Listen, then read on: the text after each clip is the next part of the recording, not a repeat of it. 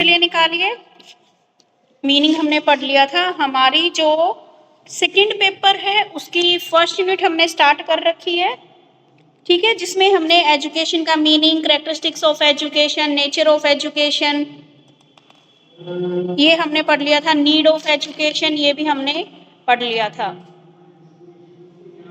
उसके बाद है नेक्स्ट आपका relationship between school and education and exploring various educative process in human society, ठीक है। इसमें पढ़ेंगे आप विद्यालय तथा शिक्षा में संबंध और मानवीय समाज में विभिन्न शैक्षणिक प्रक्रियाओं की खोज। अब स्कूल वाला कल किया था हमने, हाँ स्कूल वाला किया था हमने, स्कूल वाला किया था। लिमिटेशन ऑफ स्कूल्स हमने कर लिया था। फॉर्मल और इनफॉर्मल मैंने शायद आप लोगों को पढ़ने के लिए दिया था। एजुकेशन प्रोसेस क्या है, formal education and informal education, ठीक है। यही से स्टार्ट करना है ना बेटे।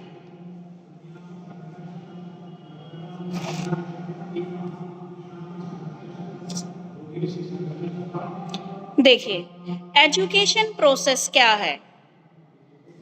एजुकेशन प्रोसेस से हमारा मीन्स ये उस प्रोसेस है जिसके माध्यम से हम किसी बच्चे को शिक्षा की प्राप्ति होती है, यानी कि ऐसी प्रोसेस जिसके जरिए कोई बच्चा क्या है ज्ञान लेता है, ठीक है। वही क्या कहलाती है, हमारी एजुकेशन प्रोसेस कहलाती है। और जो हमारी एजुकेशन प्रोसेस है ये हमारी जीवन भर चलती रहती है, ठीक है।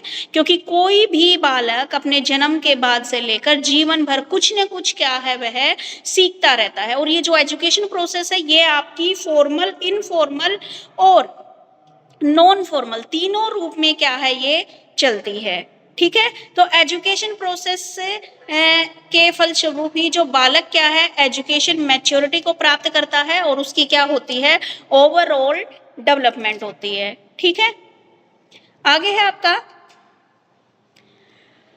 अब आपकी जो तीनों रूप बताए हैं इन्होंने formal education, informal education and non formal education, इनके बारे में पढ़ेंगे। फॉर्मल एजुकेशन क्या होती है, फॉर्मल एजुकेशन का मतलब वो एजुकेशन होती है जिसमें विद्यार्थी क्या है नियमों में रहकर, अनुशासन में रहकर क्या है सीखता है। इसमें क्या है बच्चा स्कूल में जाता है, वहां पे टीचर्स के द्वारा पढ़ाया जाता है।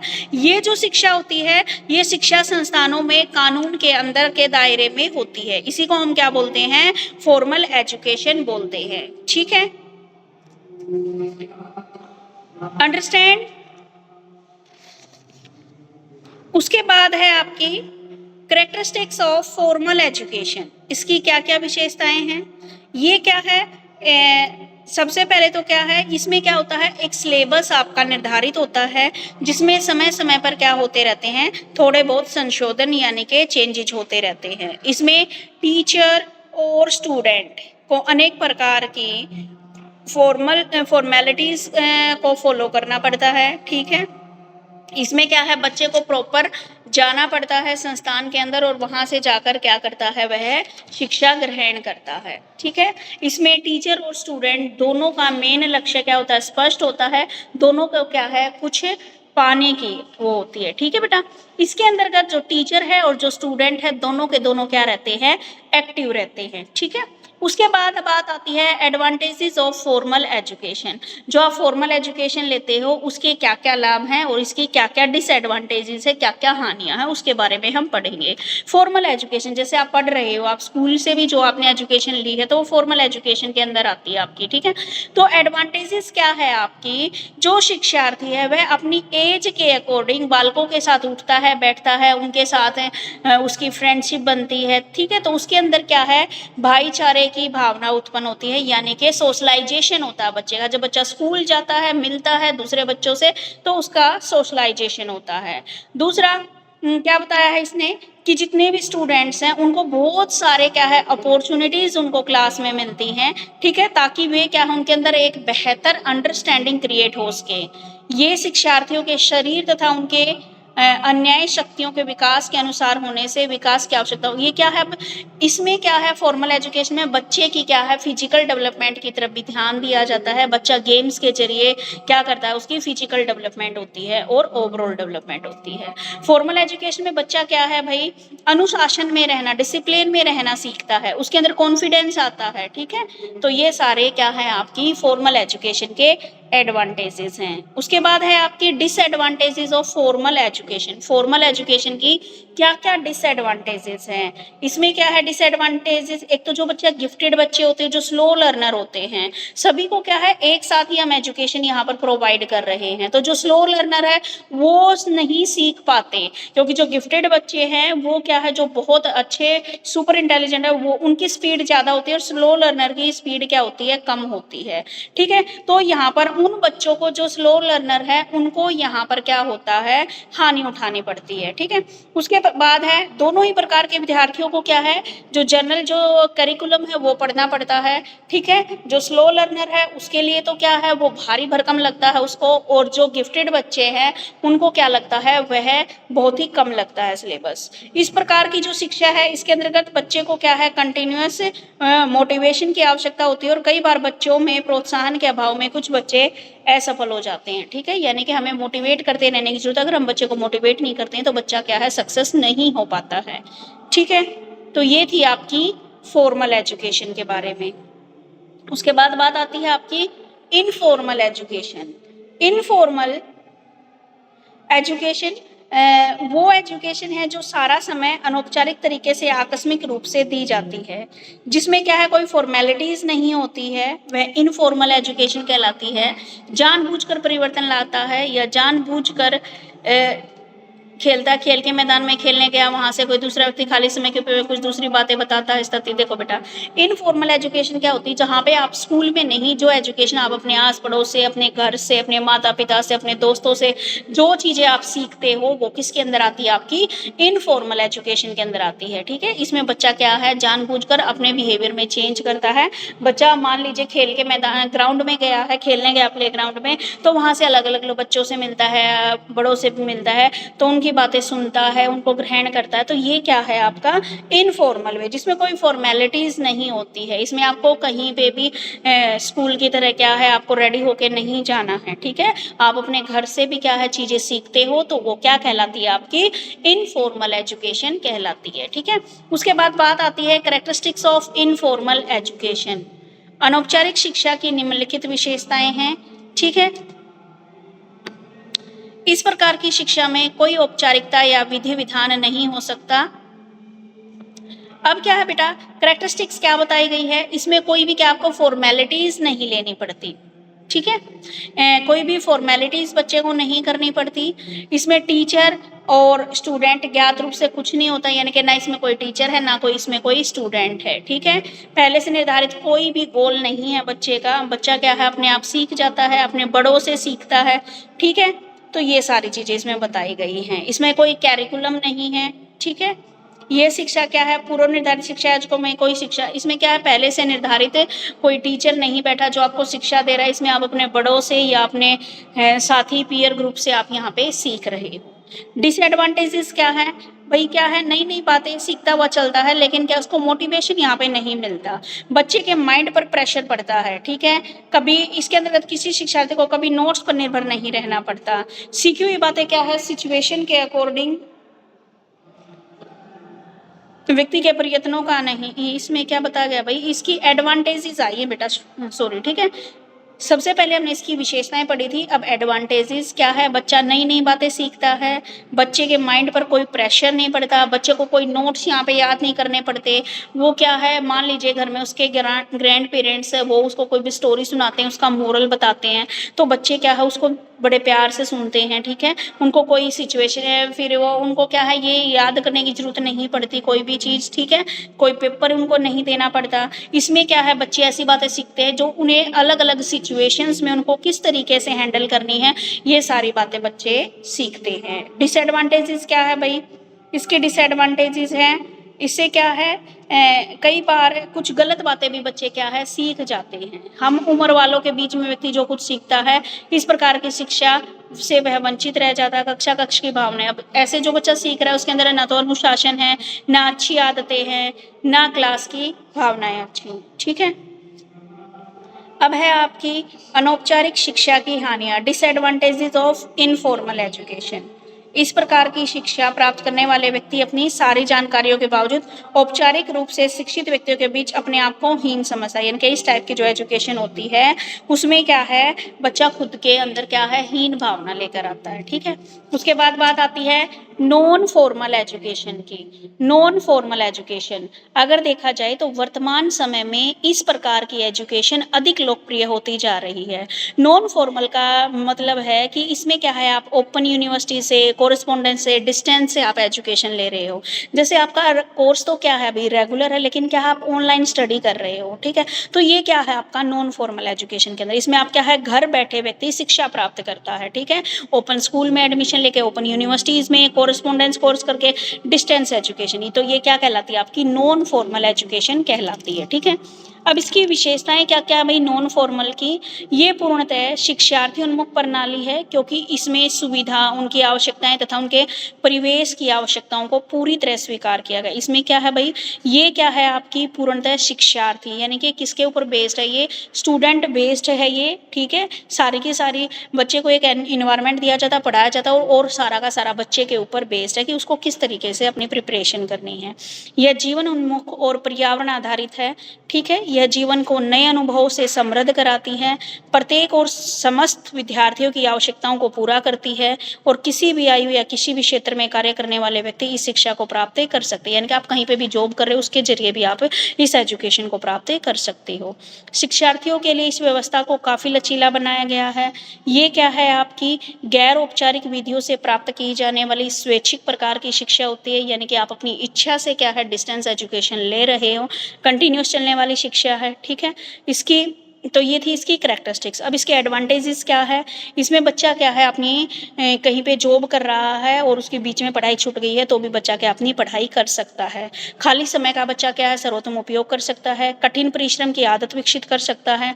यह विद्यार्थियों को अपनी कमियों को दूर करने और अपना जीवन स्तर सुधार का अवसर देता है। ठीक है, डिसएडवांटेजेस क्या है, इसमें बच्चा क्या है डिग्री तो प्राप्त कर लेता है, लेकिन उसके अंदर क्या है, जो बच्चा एक फॉर्मल वे में कॉलेज में जाके जो आत्मविश्वास जो प्राप्त करता है वो इसके अंदर नहीं हो पाता। ठीक है, कुछ क्लासरूम हैबिट्स हैं वो ये नहीं बना पाता, नियमित रूप से बच्चे नहीं पढ़ पाते हैं। ठीक है, कभी मन किया तो क्लास खोल के देख ली, मन नहीं किया तो नहीं देखी। तो ये थी आपकी formal, informal and non formal. ठीक है, आगे सारा इनका डिफरेंस दिया गया है, एक बार फॉर्मल का, इनफॉर्मल का, एक बार में इनफॉर्मल का, नॉन फॉर्मल का। ठीक है, ये दोनों डिफरेंस आपको खुद करने हैं। समझ में आ गए बेटा? ठीक है, उसके बाद दे रखा है एक डिफरेंस और दे रखा है आपकी बुक में, एजुकेशन में और इंस्ट्रक्शन में क्या डिफरेंस है। एजुकेशन क्या है, इंस्ट्रक्शन तो क्या है, किसी उद्देश्य की प्राप्ति के लिए बच्चे को क्या है गाइडलाइंस दी जाती हैं। ठीक है, ये हो गया इंस्ट्रक्शन आपका। और एजुकेशन क्या है, एजुकेशन का तो एरिया वाइड है, इसमें आपको इंस्ट्रक्शन भी दिए जाते हैं, आपको क्या है डिसिप्लिन में भी रखा जाता है। ठीक है, आपको ओवरऑल डेवलपमेंट भी करवाई जाती है। एजुकेशन आपकी क्या है जीवन पर्यंत चलती है, लाइफ लॉन्ग चलती है। और इंस्ट्रक्शन क्या है, जब आप कोई स्पेसिफिक कोई भी कोर्स कर रहे हैं या कोई स्पेसिफिक वर्क सीख रहे हो उसी टाइम पे आपको इंस्ट्रक्शन दिए जाते हैं। जो आपकी एजुकेशन है वो लाइफ लॉन्ग है, और जो इंस्ट्रक्शन है वो क्या है कुछ समय के लिए ही होते हैं। एजुकेशन का गोल क्या होता है, ओवरऑल डेवलपमेंट होता है। इंस्ट्रक्शन का जो गोल होता है ये आपकी इंटेलेक्चुअल डेवलपमेंट होती है। शिक्षा घर में, शैक्षणिक संस्थानों में, धार्मिक एवं राजनीतिक समूह एवं पुस्तकालयों आदि में प्रदान की जाती है। अनुदेशन प्राय कक्षा कक्ष तक ही सीमित होता है।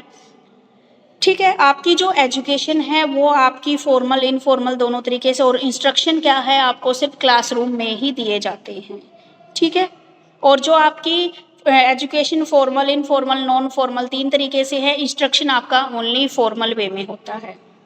एजुकेशन क्या है आपकी प्रणाली कठोर प्रयत्न अनुसरण नहीं करती है। इसमें क्या होता है, एजुकेशन प्राप्त करते समय आपके इतने कठोर प्रयत्न नहीं होते, लेकिन इंस्ट्रक्शन जब आपको दिए जाते हैं तो उन कानूनों का, उन नियमों का आपको सख्ताई से पालन करना पड़ता है। ठीक है, तो ये था आपका इंस्ट्रक्शन और एजुकेशन में डिफरेंस।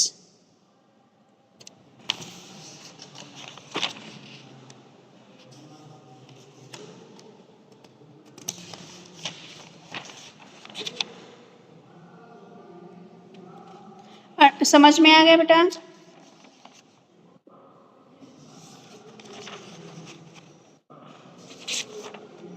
ठीक है, उसके बाद नेक्स्ट पॉइंट आता है आपका understanding the basic assumption about human nature, society, learning and aim of education.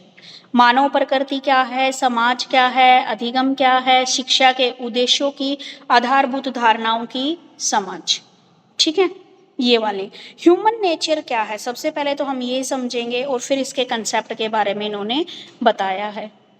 Human nature से अभिप्राय मानव की वो कैरेक्टरिस्टिक्स है, वो विशेषताएं हैं जो ये बताता है कि एक व्यक्ति किस प्रकार सोचता है, क्या फील करता है, क्या कार्य करता है, क्या उसकी स्वाभाविक क्रिया है।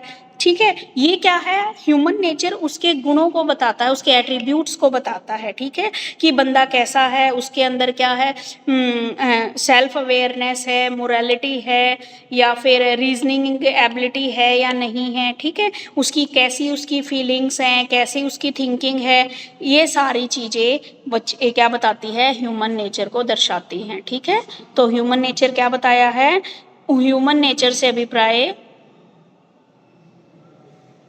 नवीन बेटे, या तो इसको आप ऊपर कर लो कैमरे को,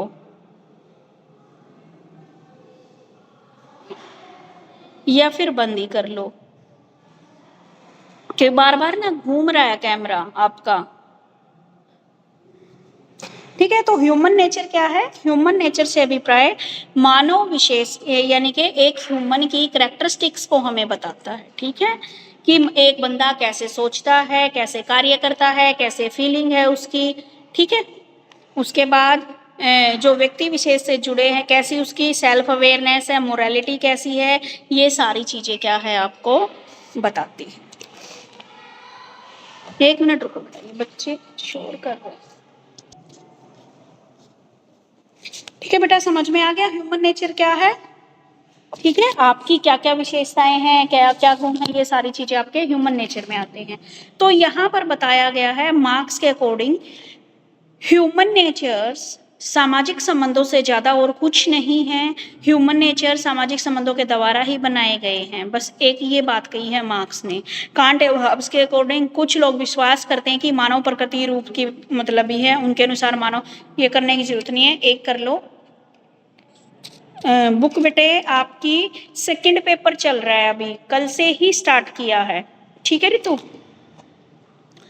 अभी है आपकी ह्यूमन नेचर। ये आपका इतना इंपॉर्टेंट टॉपिक नहीं है, जस्ट आपको पता होना चाहिए कि ह्यूमन नेचर कैसा है, यानी कि आपकी जो जो विशेषताएं हैं वो क्या कहलाती है आपके ह्यूमन नेचर के अंदर। आपका जो भी बिहेवियर है वो ह्यूमन नेचर के अंदर आता है। इसकी कुछ विशेषताएं ह्यूमन नेचर की, एक तो है सेवा करने की क्षमता, भगवान जैसे मूल्य। सेवा करने की क्षमता मानव में क्या है, सेवा प्रदान करने के लिए ही ईश्वर द्वारा निर्मित किया गया है। अपने आप की सेवा और दूसरों की सेवा करना, ये गुण भी क्या है, सिर्फ और सिर्फ क्या है, एक ह्यूमन के अंदर ही विद्यमान हो सकता है।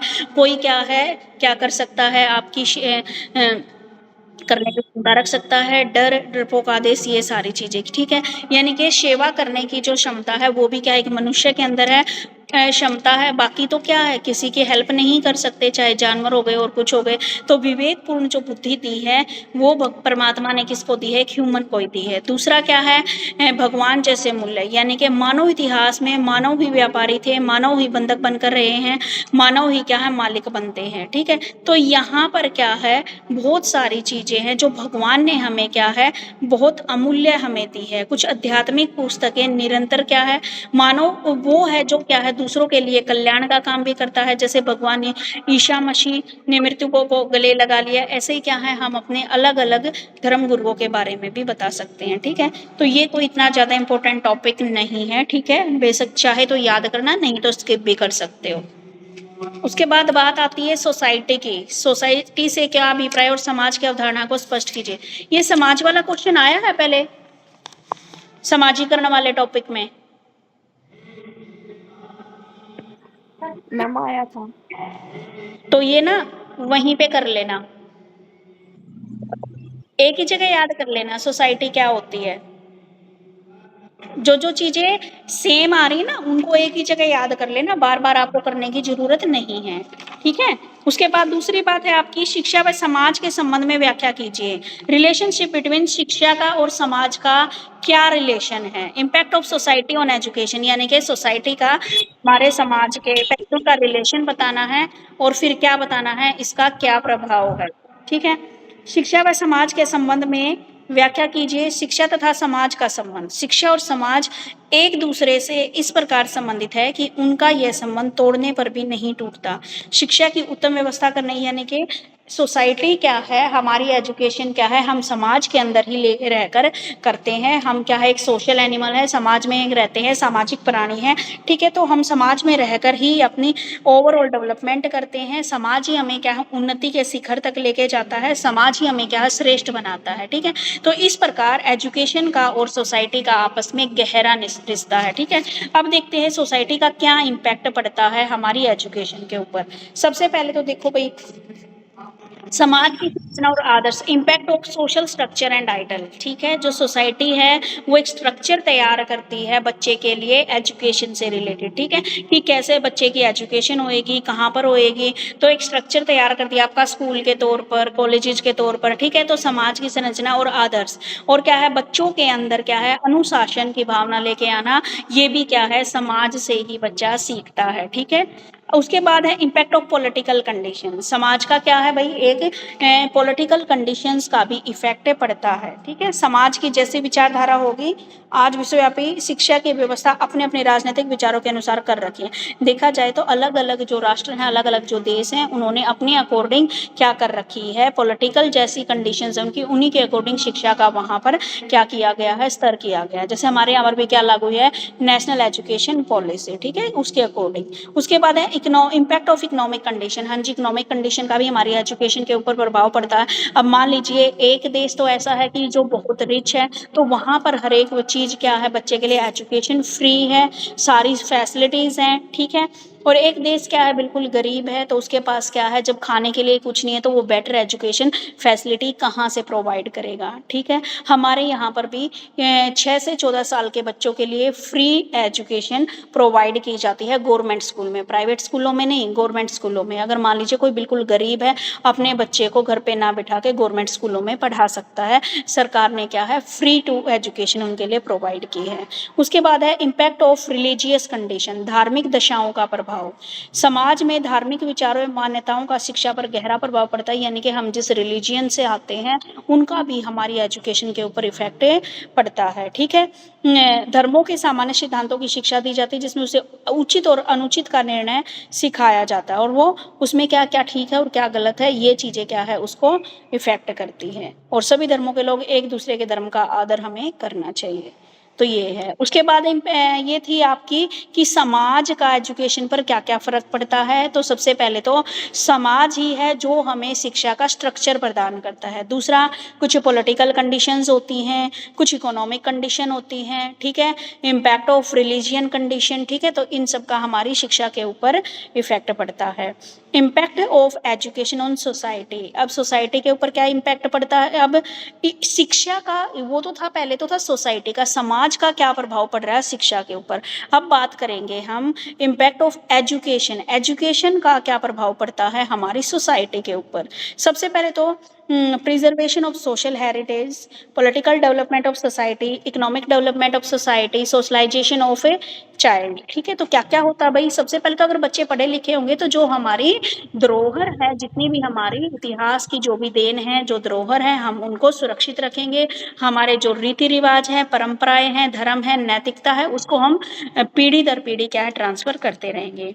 आगे है पॉलिटिकल डेवलपमेंट ऑफ सोसाइटी, अगर एक राष्ट्र पढ़ा लिखा है तो उसकी उन्नति जरूर होएगी। ठीक है, तो पॉलिटिकल डेवलपमेंट भी होती है, लोगों के अंदर जागरूकता आती है। ठीक है, वो ऐसा नहीं कि किसी को भी वोट दे दिया, नहीं, अगर वो पढ़े लिखे हैं तो वो अपना नेता वही चुनेंगे जो कि एक पढ़ा लिखा इंसान होगा और जो क्या है आगे कुछ करके दिखाएगा। ठीक है, तो समाज का राजनीतिक विकास होता है, इकोनॉमिक डेवलपमेंट भी होती है। हाँ जी, एजुकेशन से अगर देश पढ़ेगा, आगे बढ़ेगा, जॉब्स लगेंगी लोगों की। ठीक है, लाइफ स्टैंडर्ड ऊपर उठेगा। ठीक है, तो हमारा क्या होगा, इकोनॉमिक डेवलपमेंट होगी। सोशलाइजेशन ऑफ चाइल्ड, जब एक बच्चा बाहर जाता है, दूसरों से मिलता है, उनकी बातों को ग्रहण करता है, अपनी बातें उनको बताता है, तो इस प्रकार सोशलाइजेशन होता है बच्चे का। ठीक है, तो ये था आपका एजुकेशन का इम्पैक्ट ऑन सोसाइटी। अब उसका शिक्षा के प्रति समाज के कर्तव्य, अब जो एजुकेशन है उसके प्रति हमारी सोसाइटी के क्या कर्तव्य हैं, शिक्षा के प्रति समाज की क्या क्या रिस्पॉन्सिबिलिटी है। रिस्पॉन्सिबिलिटी में सबसे पहले तो स्कूल्स को एस्टेब्लिश करना, विद्यालयों की स्थापना करना, वोकेशनल एजुकेशन की व्यवस्था करना, जितने भी लाइब्रेरीज हैं लाइब्रेरीज की लाइब्रेरी एंड रीडिंग रूम्स की स्थापना करना, ठीक है, संस्कृति और कल्चरल एक्टिविटी कराना, ठीक है, कोऑपरेटिव एंड डिफरेंशियल एजेंसीज, विभिन्न अभिकरणों की शिक्षा में सहयोग प्राप्त करना, ठीक है। तो ये हमारा किसका काम है, विद्यालय की स्थापना करना, वोकेशनल एजुकेशन देना, लाइब्रेरीज बनाना, ठीक है, हमारे कल्चरल एक्टिविटी कराना, कभी वाद विवाद होना, कभी तो क्या है आपके डेक्लामेशन हो गई, कोई और प्रतियोगिता हो गई, समय समय पर क्या है आपकी ग्रुप डिस्कशन हो गया, ठीक है, ये सारी चीज़ें प्रोवाइड कराना, गेम्स हो गए आपके, ठीक है, कोऑपरेशन ओवर डिफरेंट एजेंसीज, समाज को भी चाहिए कि वह परिवार, विद्यालय, समुदाय, सार्वजनिक संस्था तथा धार्मिक सत्यवादी विभिन्न अभिकरणों को जागृत करे, प्रेरणा दे कि शिक्षा और शिक्षा के कार्यों में पूर्ण सहयोग दे। तो ये था आपका एजुकेशन और सोसाइटी का क्या रिलेशन है आपका, ठीक है, समझ में आ गया। उसके बाद है नेक्स्ट क्वेश्चन आपका, लर्निंग से आपका क्या अभिप्राय है, what do you mean by learning, इसकी क्या विशेषताएं हैं। अब मुझे ये बताओ, लर्निंग वाला सबसे पहले किया था या नहीं किया था फर्स्ट वाली बुक में।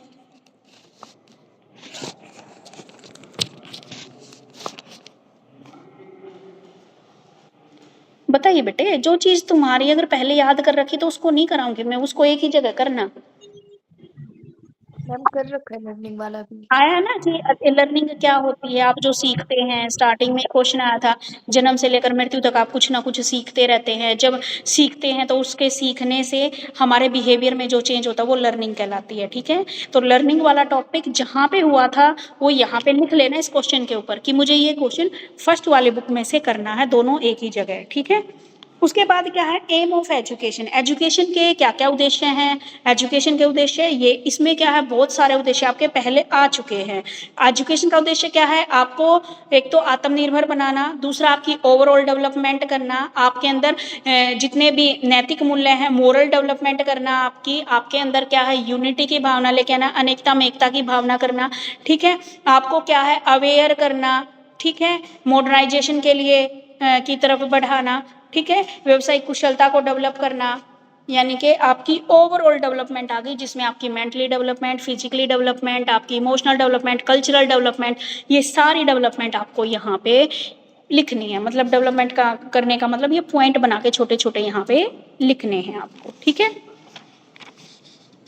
आ गया समझ में या एक्सप्लेन करूं। देखो जो चीजें आपकी पहले आ चुकी ना उनको एक ही जगह कर लोगे तो आपके लिए ही इजी रहेगा। मेरे को कोई दिक्कत नहीं है, मेरे तो 2 मिनट में 5 मिनट में और पढ़ा दूंगी। अब मेन जो टॉपिक है आपका, अच्छा गुरुकुल सिस्टम वाला आ गया, अभी इससे अगले वाला रहेगा आपका इंपॉर्टेंट, जिसमें से क्वेश्चन आएगा पेपर में। अब है आपका एंशियंट इंडियन वैदिक philosophy of education and Gurukul system, शिक्षा का प्राचीन भारतीय वैदिक दर्शन। हाँ, कोठारी कमीशन के अकॉर्डिंग कर सकते हो। शिक्षा के उद्देश्य ये तो एक ही है हर जगह, किसी में 2 पॉइंट फालतू लिख देंगे, किसी में कम लिख देंगे। तो जो जो चीजें पहले आ चुकी हैं उनको एक ही जगह याद कर लो, आपके लिए इजी हो जाएगा। अब शिक्षा के प्राचीन भारतीय वैदिक दर्शन के बारे में बताया गया है, और गुरुकुल सिस्टम के बारे में, बौद्ध धर्म में कैसे पढ़ाई दी जाती थी, जैन धर्म में, फिर गुरुकुल व्यवस्था आ गई आपकी।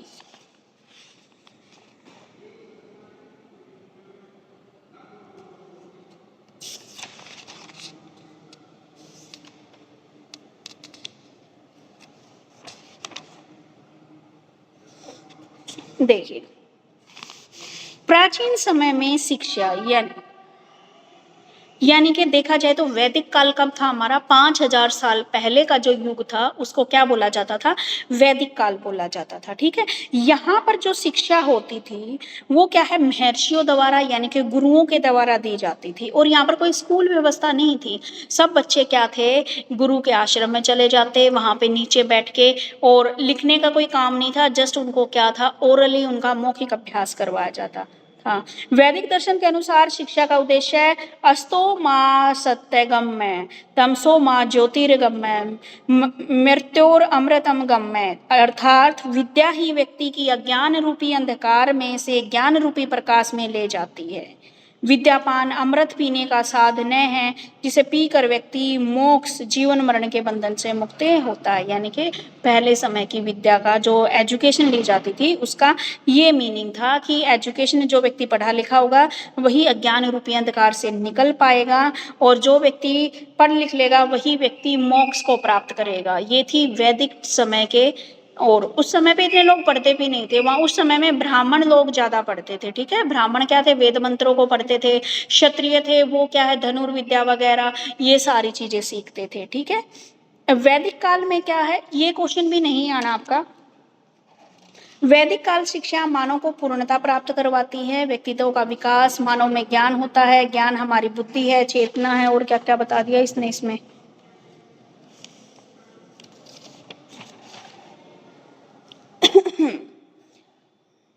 इसमें क्या है, ये जो था आपका वैदिक काल में टोटल डेवलपमेंट ऑफ पर्सनैलिटी, व्यक्ति का पूर्ण विकास उपलब्ध था इसमें। उसके काम, क्रोध, मोह, ईर्ष्या, इन चीजों पर कंट्रोल करना था मेन तो उस टाइम की शिक्षा के अकॉर्डिंग। वहां पर क्या था, जो ज्ञान था, गीता दर्शन और वैदिक शिक्षा भी उसी टाइम पे थी। गीता का जो ज्ञान दिया वो भी श्री कृष्ण ने अर्जुन को, ये भी उसी समय पे दिया गया था। ठीक है, तो इसमें पूरा का पूरा क्या बता दिया, एक श्री कृष्ण और अर्जुन के अध्याय के बारे में यहाँ पे लिख दिया। अब सीधे आप जस्ट बता दो वैदिक शिक्षा क्या होती है और इसके मूल्य पे आ जाओ कि मेन ऑब्जेक्टिव क्या होता था वैदिक काल में शिक्षा का। तो यहाँ पर उद्देश्य में प्रधान थे, क्या क्या थे, बालक को धार्मिक और आध्यात्मिक उन्नति, मेन ऑब्जेक्टिव क्या था, बच्चे की धार्मिक और आध्यात्मिक उन्नति करना। ठीक है, रिलीजियन, और उसके बाद है उसकी करेक्टर को डेवलप करना। ठीक है, उसका जो चरित्र है उसका विकास करना। बच्चों को क्या है, भौतिक सुखों से चित्तवृत्ति पर कंट्रोल की योग साधना, यानी कि बच्चों को ये सिखाया जाता था कि भौतिक सुख जो हम रहते हैं ना, एसी में रहते हैं, गाड़ी में चलते हैं, ये बच्चों के दिमाग से निकाला जाता था कि भाई आपको अध्यात्म में, भगवान में आप अपना स्मरण कीजिए, ये भौतिक संसार कुछ नहीं है। ठीक है, ये चीजें यानी कि भौतिक संसार की जो वृत्ति थी उसके ऊपर कंट्रोल करने की साधना बच्चे को सिखाई जाती थी, यानी कि योगा उस टाइम पे होता था। सामाजिक कल्याण में जन कल्याण हेतु अभिरुचि का विकास। ठीक है, नैतिक मूल्यों का विकास, सत्य, न्याय, भ्रातृत्व भावना, सहयोग, ये सारी चीजें उस समय पर सिखाई जाती थी। और बच्चा क्या था, लगभग 10 वर्ष से लेकर 25 वर्ष तक की आयु का समय आश्रम में ही व्यतीत करता था। लोग आश्रम में रहते थे, वहां पर क्या था, जो गुरुजी होता था और वही क्या करता था, उसी के आश्रम में रहते, पिता की तरह रहता था। और गुरु की जो पत्नी, गुरु माँ जो होती थी, वो बच्चों को क्या है, एक माता की तरह वो वहां पे प्यार देती थी और उनके लिए सारा प्रबंध गुरु ही करता था। और उस समय में कोई फीस वगैरह नहीं होती थी बच्चों की। बच्चे जब उनकी शिक्षा पूरी हो जाती तो गुरु दक्षिणा में वे जो कुछ भी दे के जाते गुरु को, तो वही गुरु की क्या होती थी, गुरु दक्षिणा, वही गुरु की फीस होती थी। ठीक है, तो ये थी आपका वैदिक काल में। ठीक है, आगे बात समझ में।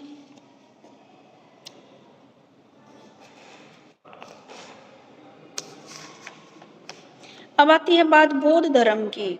बौद्ध धर्म का सबसे पहले तो क्या था, गौतम बुद्ध ने इसकी शुरुआत की। इसमें क्या बताया गया, अष्टांग मार्ग इन्होंने बताया। ठीक है, अष्टांग पथ पर चलने की बात इन्होंने दी, जो बौद्ध धर्म में जो शिक्षा ग्रहण करते थे।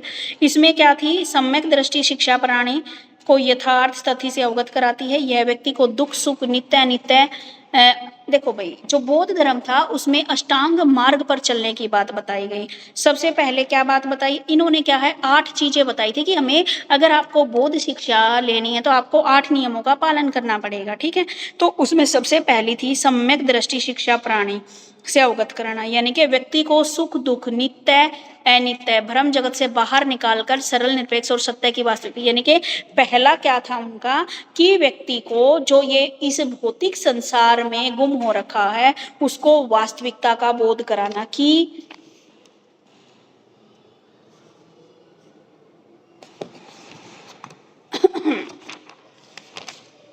क्या हो गया, क्या अलग देख दिया बेटे, school exploring various in human society and a basic assumption of human nature, society, learning aim of education, school and education, different western and Indian thinker, ancient बेटा इसमें देखो ये लास्ट वाला पॉइंट दे रखा है आपका, बीच में ये आ गया टैगोर वाला और ये आ गया होगा आपका। इसमें बुक में ये सिलेबस के अकॉर्डिंग तो लास्ट पॉइंट दे रखा है इंडियन वैदिक फिलोसफी ऑफ एजुकेशन और गुरुकुल सिस्टम, और हमारे बुक में क्या दे दिया, पहले दे दिया, और सिलेबस के अकॉर्डिंग लास्ट में, तो ये आपका आगे पीछे हो रखा होगा, मिलेगा जरूर आपके में। ये रूसो के, डेब्यू के, मोंटेसरी के, गांधी के, इनके पहले दे दिए होंगे इंग्लिश मीडियम में, मिल गए।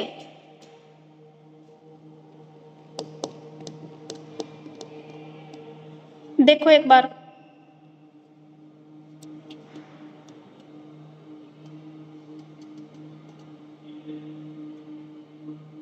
मिल गया सिद्धि? मैम बौद्ध वाला नहीं मिला। बेटा ये बौद्ध वाला इन्होंने एक्स्ट्रा दे रखा है। मेन तो आपको क्या करना है, वैदिक धर्म वाला करना है, वैदिक दर्शन क्या है और गुरुकुल सिस्टम, बस ये 2 क्वेश्चन करने हैं। आप ऐसा करो, बौद्ध धर्म वाला और जैन धर्म वाला आप कट कर सकते हो। Okay ma'am. ठीक है, सिलेबस के अकॉर्डिंग 2 ही है, इसने बुक में 4 दे दिए।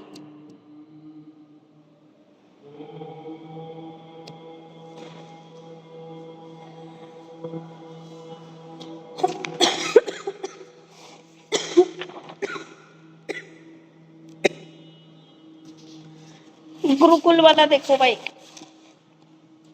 ठीक है, बौद्ध को और जैन धर्म को काट दो बीच में से, ये वाला आ जाओ सीधा जो सिलेबस में दे रखा है ना, गुरुकुल सिस्टम।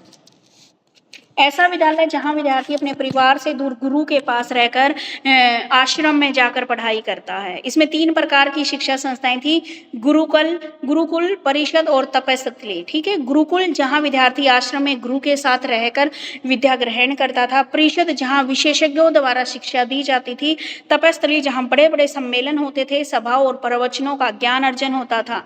ठीक है, ये ऐसा स्थान होता था। तो गुरुकुल क्या होता है, आप अपनी सीधी सी भाषा में करें तो गुरुकुल का शाब्दिक होता है गुरु का परिवार, जहां पर बच्चा क्या है, गुरु के आश्रम में रहकर 10-12 वर्ष वहां पर शिक्षा ग्रहण करता है। ठीक है, यज्ञ सीखता है, इसमें यहाँ पर संस्कारों में ब्राह्मण, क्षत्रिय, वैश्य बालक, शूद्र के बालक वहाँ नहीं पढ़ते थे, ब्राह्मण, क्षत्रिय और वैश्य ये बालक 6, 8 अथवा 11 वर्ष तक की अवस्थाओं में गुरुकुल में गुरु के पास जाते थे, वहां पर विद्या ग्रहण करते थे। ठीक है, और अपने परिवार से दूर रहते थे, उनको वहां पर वेद मंत्र भी, उच्चारण भी, ये सारे गुरुकुल में क्या होता था उस टाइम पे, उनका रिटन वर्क नहीं होता था, उनका ओरल वर्क होता था, उनको सारी चीजें कंठस्थ करवाई जाती थी, याद करवाई जाती थी। उनको क्या है, मंत्रों का उच्चारण करना, अगर वे क्षत्रिय हैं तो किस प्रकार से धनुर्विद्या उनको सिखाई जाती थी, अलग अलग विद्याएं उनको दी जाती थी।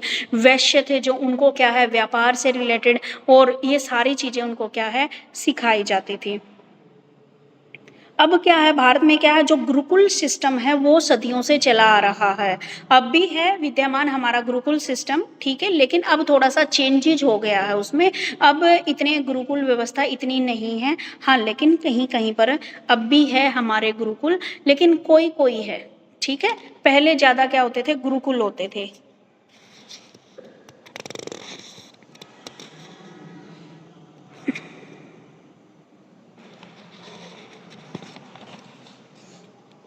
पूरा एक पैराग्राफ दे रखा बेटा गुरुकुल के बारे में।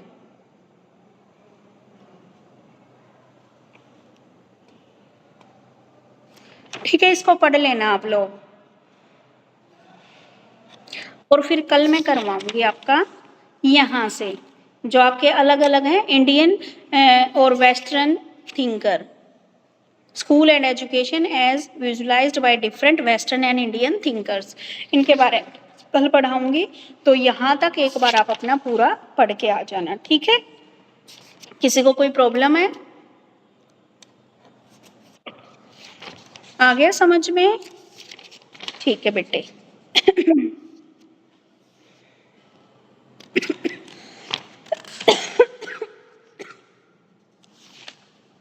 किसी को पूछना तो पूछ सकते हो, जिसको नहीं पूछना वो लीव कर सकता है। ठीक है।